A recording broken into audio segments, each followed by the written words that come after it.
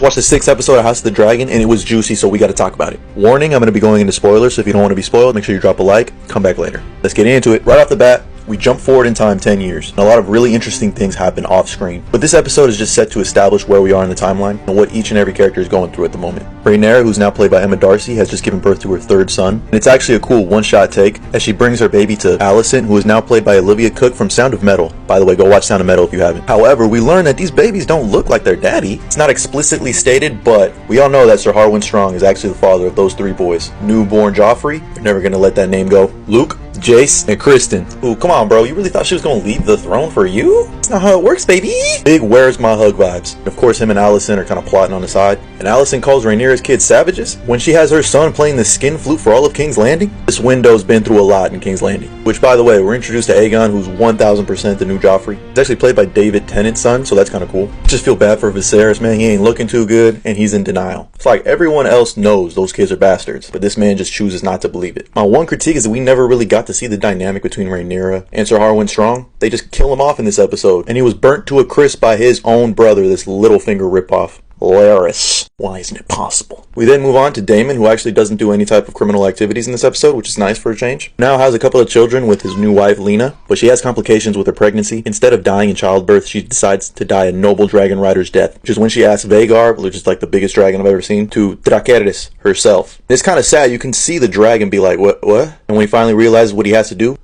you could just tell, man, he didn't want to do it, but he had to. And Daemon is left with more pain and suffering, but you could tell that he never really truly loved Lena. He loved Rhaenyra, especially when he heard that she's had her 3rd child. A little jealousy there. So when they team up in next episode, I can't wait.